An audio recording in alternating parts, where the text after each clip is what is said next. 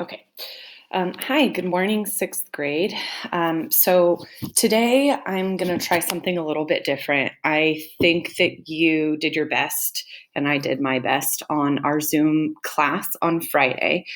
But I learned a couple things. I learned that impulse control just wasn't really where it needed to be, like drawing on screens, changing backgrounds, and such. I learned that I think with so many people in there, it was easy for us to get off task with various questions and things that just kind of slowed class down. Um, we're going to try Zoom class again on Thursday, but on Thursday, we're going to break it into three chunks. So 6G will have a chunk, 6H will have a chunk, and 6R will have a chunk. And my hope is that when there are only 20 to 21 of us in there at the same time, that'll make things a little bit more streamlined. For the purposes of today, you are back on an independent learning model. However, I'm going to support you with Zoom, kind of like Zoom office hours during class. So let's go ahead and take a look at what I have planned for you today. So you should be able to now see the distance learning document. I can see some of you are already popping up on it that we're using this afternoon. Your English class doesn't start until 1:30 today. So if you tried to get on this earlier. That's why the video link wasn't uploaded yet. I'm making the video this morning before homeroom. So today you'll see our objective is to get a clear idea of what we are supposed to do for our founders write-ups so that we may actually begin drafting today. That is part of our goal, is to start drafting. You will also see this announcement here that I just mentioned to you. This is about Thursday's class. Please take a moment to read it and make sure you know what's happening on Thursday. And then you will see today's agenda. So hopefully you have something to take notes. You're starting agenda item number 1, watching the video and taking notes as needed. When our video is over, you are going to begin the work that I have outlined in the video. That actually is listed right down here under step 3. Follow the steps that Miss McDonald outlined. Step 1, scan your brainstorm and look at the ideas you highlighted, deeming which ones were important. Step 2, under each subheading, write a topic sentence that is broad enough to capture most of the deals in your brainstorm. And keep in mind your cultural values and local resources when drafting your topic sentence. And then item 3, go ahead and actually begin drafting. You'll see step 2 in the middle here is for if you need any extra help. So after watching this video, you can use this Zoom link. It is the same 6th grade English Zoom that we used on Friday to log in and ask questions. The Zoom will not be live until 1:40. I really do want to make sure you have watched this video in its entirety before you log in and ask me questions. Part of our problem on Friday was that some of you had super valid questions that were not answered anywhere and needed to be asked. Others had questions that were very clearly outlined down here on our Friday document. And so I just really need you to do your due diligence to make sure you're using your resources before you come ask me questions. Just like we sometimes do at school, where you have to ask 3 before you ask me. You will know that you have been successful today if you have watched the video, this video, and number 2, you have started drafting your expert area write-up. So let's go ahead and take a quick moment to get on the same page now of our expert area prompt. You were supposed to read this on Thursday. Based on some of the questions that I got on Thursday, I don't think all of you did that. If you have not yet read this in its entirety, you need to pause the video and go do that right now. You can find this document linked under Thursday's class. It says step 3, read the assignment directions in this doc. I will also create a new link at the bottom here. I'll add some resources for today that'll help you so you don't have to scroll down. You will see that I have added some due dates for you. Now, these are my projected due dates, subject to change based on how things go. Our goal is to finish our rough draft of this assignment by this Friday, to have any images, tables, and charts that we want to include done by next Tuesday. It's a week from today, and to have our final draft done by next Friday, April 3rd. Okay, the only thing I really want to point out for you here is that your write-up should not exceed 2 double-spaced pages. That's really important to Miss Stoller because, as I have told you, they need to all fit on one stand-up board for presentation. And then the second thing I want to highlight for you is the notes I wrote about paragraph structure. The paragraphs we're writing, the topic sentence is going to still be very important, although this time you're not stating a claim. That's what we've been used to doing in our topic sentence. This time your job is to kind of like create a broad statement that will capture all of the subsequent details that you're going to list in that paragraph. All other sentences in that paragraph do still need to relate back to your topic sentence, just like if you were trying to support a claim. Instead of having evidence this time, you're going to include the details that you brainstormed in your write-up. For this type of writing, I have found in years past that it doesn't make a ton of sense to do a concluding sentence. Because you're each writing a little chunk of a larger informational piece, all of your expert area brainstorms are going to go together. We just want to keep it as streamlined and simple and informative as possible. And a concluding sentence may end up feeling redundant, meaning it could be repetitive. However, if you find that there's an important way to sum up the information you've shared and link your ideas to your culture's values, if you haven't already done that in your topic sentence or elsewhere, you can create a concluding sentence, but just focus on this part. If it doesn't feel natural to you, don't add one. You may find you've already covered everything and there's nothing more to add at the end. We are certainly not restating our topic sentences in this type of writing. Okay, I am going to bring you now to some samples and non-examples. So I took the liberty of drafting my own example. I do have some good examples from years past, but because the expert areas were renamed this year in Ms. Stoller's class, I wanted to give you like one example that fully fits exactly what she's outlined for you. So this is my best attempt at that. Keep in mind, I had to make all these ideas up by myself, so there may be some disjointedness.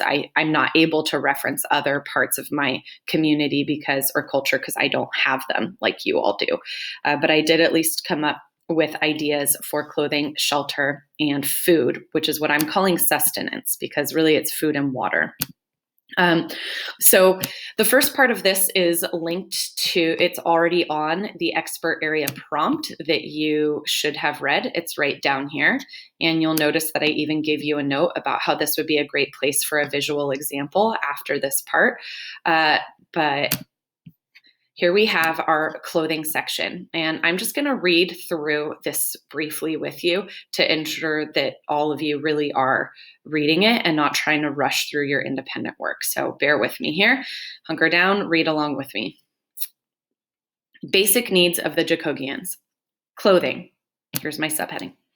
Jacogians select outfits based on practical use and local resources. Bamboo is a quick-growing natural resource that we have abundant access to, and we use it for many things, including making cloth. We crush the woody stems of the bamboo and allow the natural enzymes to break down the stems.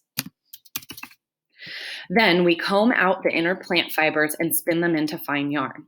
Our clothing is lightweight and loose-fitting because of the warm climate, and hemlines extend only to the knee so that workers can wade into rice paddies or the river without getting their clothes wet. Hats are woven from dried palm fronds, making them excellent sunshades and lightweight. While we value practicality and don't see a need to dress up often, we do have beaded collars that are used in religious ceremonies and special communal gatherings. The glass beads are sewn into nature-inspired patterns that mimic the path of the sun, the waves of the sea, the dance of the fire, or the power of wind to reflect our culture's respect for the natural elements. So you can see here, I've decided to break my piece into 2 paragraphs. My first contains my topic sentence that we select our outfits based on practical use and local resources. And then my second is going into all of the detail about what individual outfits look like. Shelter, my next subheading. I think that this is the best example I've come up with so far of what a topic sentence should look like, because it really does capture the main ideas below it. Our bungalows are built to withstand the natural elements common to our region. Note, summers are hot and humid, so the walls are equipped with removable inserts to provide airflow on all sides.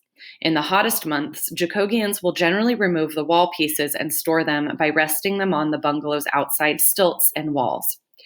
During the monsoon season, we get heavy, warm rains. The roofs of our homes are constructed at a sharp angle to allow rainwater to easily run off. We use dried palm fronds to create thatch roofs laid out in careful patterns to assist water runoff. So notice that every detail I gave after this sentence is directly linked to how our bungalows are built to withstand natural elements.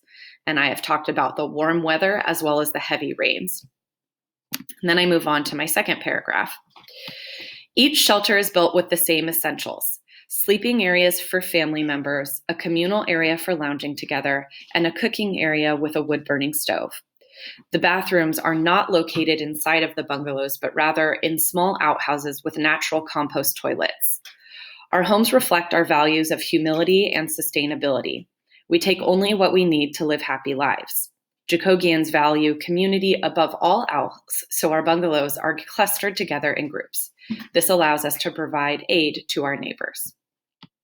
All right, and my final subtopic is food, is what Ms. Stoller called it. If you would like to call it food, you can.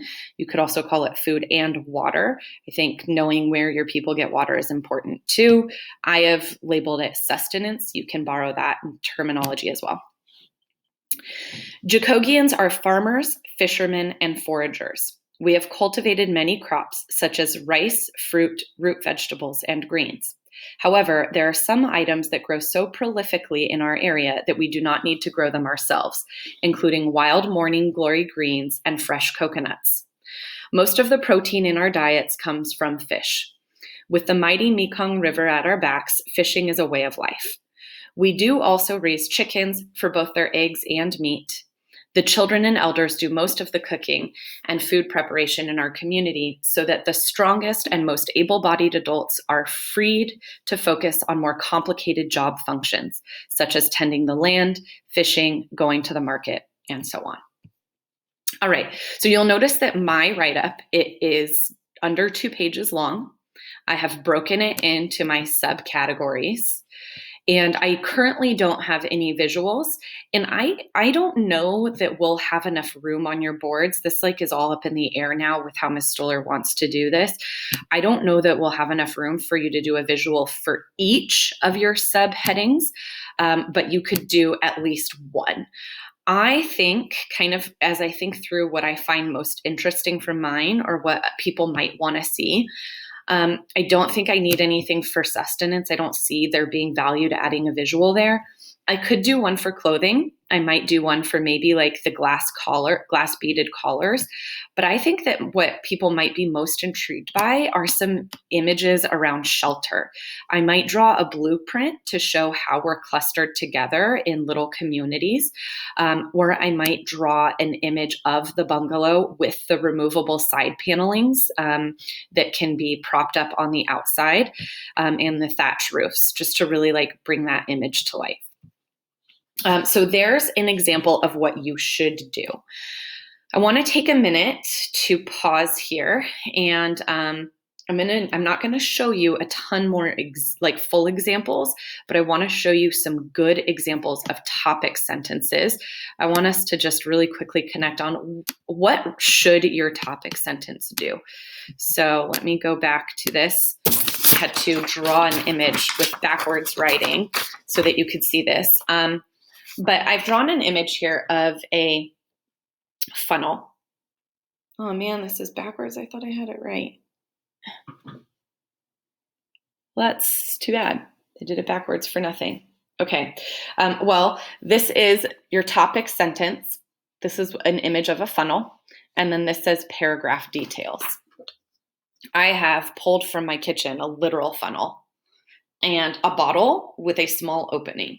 If I wanted to fill this bottle with water or something else, I would use this funnel to do it. And funnels are often a visual example that teachers use when describing writing. And it's kind of an odd comparison, right? Because I don't really know what getting liquid into a bottle has to do with writing. But I think that really at the end of the day, it's because the funnel has a very wide opening. You can see there, and then it filters down into a super small opening. And so teachers over the years have decided to use this as an example of paragraph writing because you need to start really, really broad, like right up here. This is the job of your topic sentence, this whole apparatus that's huge, right? It's like a catch-all for everything that your paragraph will then go into. And then it gets really narrow at the bottom because now by the end of your topic sentence, you now can move into all of the focused details, each of which refer back to it. That's my best guess at why we use it. It makes sense to me. Hopefully it makes sense to you too. So you really want to use your topic sentence to kind of funnel into your paragraph details. And I think that my examples did an okay job of that, but I want to show you some good ones from students over years past too. So let's move on to this student. This student is doing transportation and technology. And I've highlighted their topic sentence here. It says, in Alasia, ships are of the finest quality and crucial to everyday life. And so you'll notice that everything under that is going to talk about ships. And then there's a second topic sentence for the next paragraph. In Alasia, we value stealth and mystery. And then our next one. We have several weapons on board.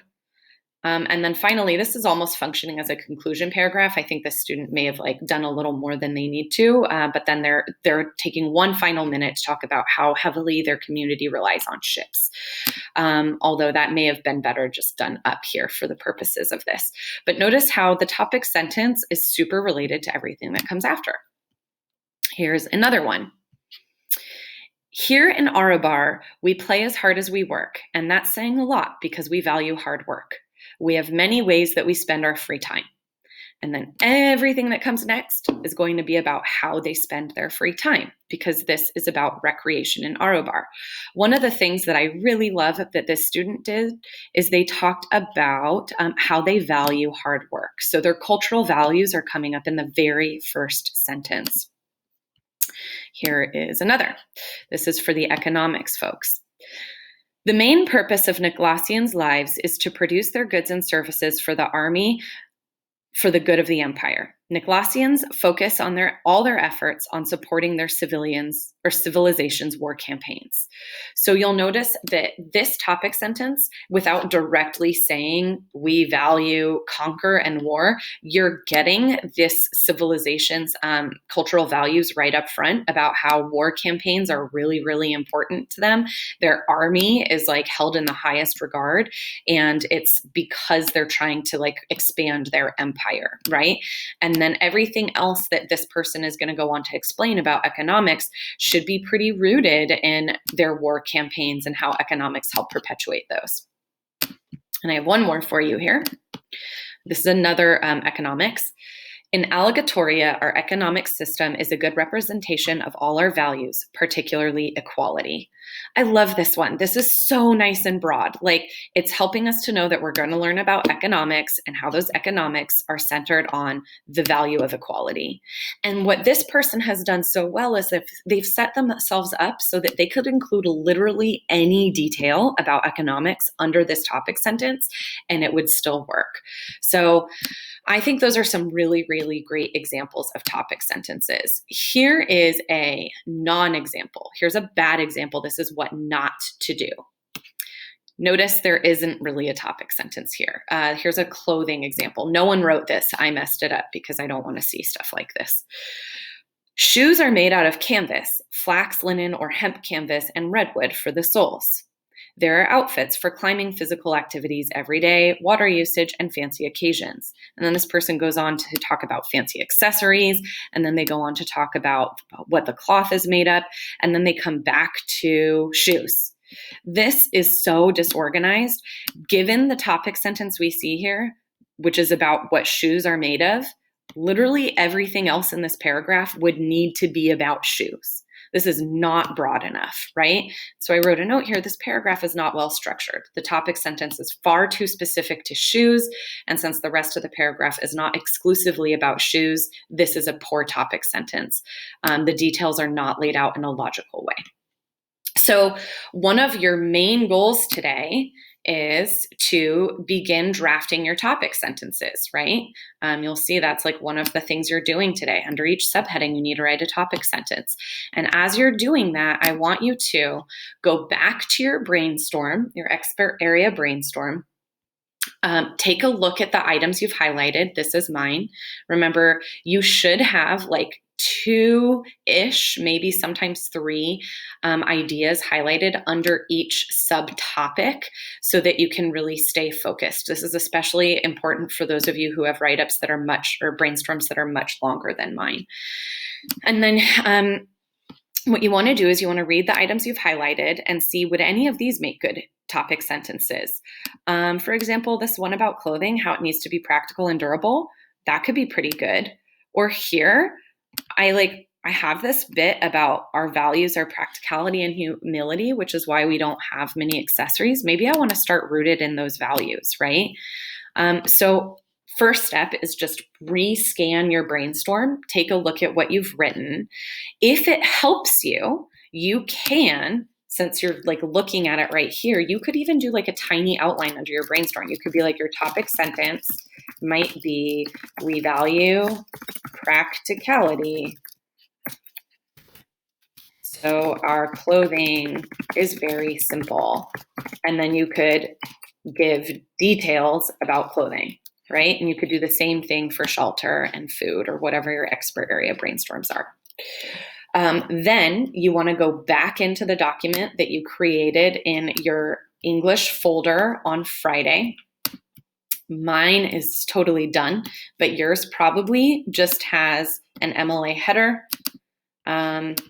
the main title, and then subheadings. That's probably all you have. And so you want to go back into that document. You want to type up your topic sentences.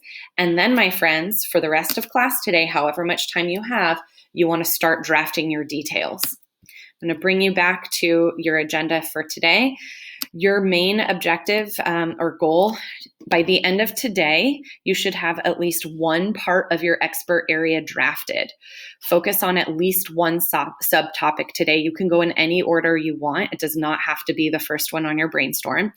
And this means you should have 1 to 2 paragraphs written by the end. And if you have more than that, if you finish your whole draft today, that's totally great.